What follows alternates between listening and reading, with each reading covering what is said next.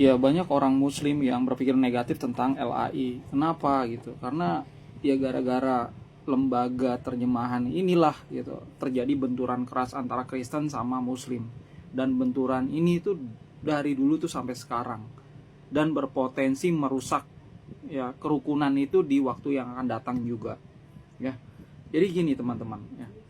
Ini Kristen ini nggak bawa-bawa Alkitab, tapi mereka ini memberi nama lembaga mereka Lembaga Alkitab Indonesia.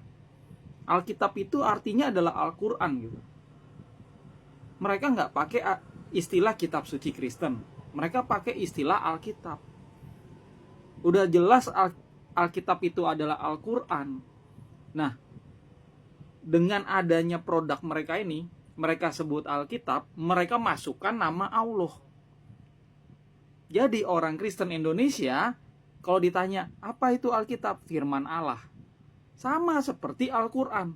Al-Quran adalah firman Allah. Kenapa menyamanyamakan gitu loh? Ini kan aneh. Kristen aslinya itu nggak bawa-bawa Alkitab, nggak pakai istilah Alkitab, tapi kitab suci, Ketava Kadisha, atau bahasa Inggrisnya Holy Bible. Ya bukan Alkitab, ya. Dan di dalam kitab-kitab suci yang aslinya Aramaik, Yunani, sekarang terjemahan bahasa Inggris banyak, tidak ada kata Allah. Nggak ada, karena kata Allah di dalam banyak kamus itu artinya adalah, misalnya kamus Oxford ya, the name of God among Muslims, itu jelas. Nama Tuhan umat Muslim, nama Tuhan di kalangan Muslim, jangan dipakai. Kenapa kok dipakai? Inilah yang menyebabkan, sekali lagi nih, banyak orang berpikir negatif tentang lembaga ini gitu.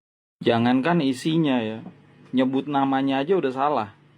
Yang namanya Kristen itu nggak berpegang kepada Alkitab, karena Alkitab artinya Al-Quran. Kalau Kristen itu berpedoman kepada kitab suci. Kalau yang Aramaik itu disebut Peshitta, gitu loh. Nggak ada Kristen berpegang kepada Alkitab gitu ya. Pada saat kanonisasi selesai, yang muncul adalah istilah kitab suci. Kalau dalam Aramaiknya Ketava Kadisha, dalam bahasa Inggris jadinya Holy Bible, Holy Scripture. Alkitab Alkitab itu Al-Quran ya. Nah kalau teman-teman tanya sama Muslim, apa itu Al-Quran? Firman Allah. Itulah kenapa Alkitab itu memuat nama Allah dan disebut sama orang Kristen firman Allah juga. Akhirnya kan Kristen masuk gereja nyembah-nyembah Allah. Ya kan? Aslinya nggak ada Allah. Aslinya nggak ada. Kitab suci Kristen itu betul-betul tidak memuat satupun kata Allah. Nggak ada. Yeshua sendiri dalam ngajar pakai bahasa Aramaik, nggak pakai bahasa Arab. Beliau itu nyebut Allah, artinya adalah ilah kalau di Arab. Di dalam bahasa Indonesia jadinya Tuhan. Ya bukan Allah. Dalam video ini jelas kita lihat bahwa Romo Aldo yang seorang Katolik mengakui bahwa Alkitab itu adalah milik Islam. Jadi penggunaan Alkitab untuk Bible itu adalah sesuatu yang keliru, yang mungkin perlu dikoreksi oleh Lembaga Alkitab Indonesia. Memang Alkitab itu di dalam Al-Quran jelas nyata ada. Lagian kan Alkitab itu kan bahasa Arab, Alkitab. Al itu kan istilah di dalam bahasa Arab, nggak ada di bahasa lain itu Alkitab itu. Di dalam surah Al-Baqarah ayat 2 jelas zalikal kitabu, Alkitabu la raiba fi. Pada Alkitab Al-Quran itu tidak ada keraguan kepadanya gitu kan. Jadi kalau penggunaan Alkitab itu dipakai pada Bible, ya itu seperti yang sering didengung-dengungkan oleh Bang Zuma dan teman-teman, itu adalah sesuatu yang salah. Itu adalah sesuatu yang keliru, karena Alkitab itu jelas itu penggunaannya di dalam Al-Quran. Apalagi kata Allah dipakai pada tempat yang tidak semestinya. Padahal Allah itu di dalam Al-Quran itu tidak beranak dan tidak diperanakkan. Dan Allah itu Esa dan tidak ada yang menyerupainya, tidak ada yang menyamainya. Sementara di dalam Bible Allah itu digunakan uh, di tempat yang tidak semestinya gitu ya. digunakan bahwa Allah itu memiliki anak, gitu kan? Makanya dipanggil Bapa, kayak gitu gitulah.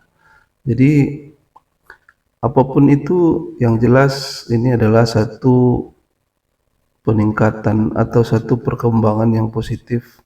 Ada seorang Kristen, malah tokoh Kristen, Romo Aldo, yang sering juga berdebat atau berapologet dengan umat Islam, dan dia banyak membuat buku kayaknya tuh. Dia mengajak umat Kristen juga untuk belajar bahasa asli dari Bible mereka, agar tahu isi kitab mereka itu seperti apa sebenarnya gitu ya. Jadi teman-teman silakan berpikir logis, silakan gunakan akal. Teman-teman Kristen terutama, gunakan akal dengan tenang gitu ya, kepala dingin. Jangan jadikan video ini sebagai pemicu konflik. Justru ini adalah pembuka wacana berpikir agar teman-teman menemukan kebenaran yang hakiki. Kalau dirasa video ini bermanfaat, tolong di-share, di-like, dan juga subscribe channelnya ya teman-teman. Wassalamualaikum warahmatullahi wabarakatuh.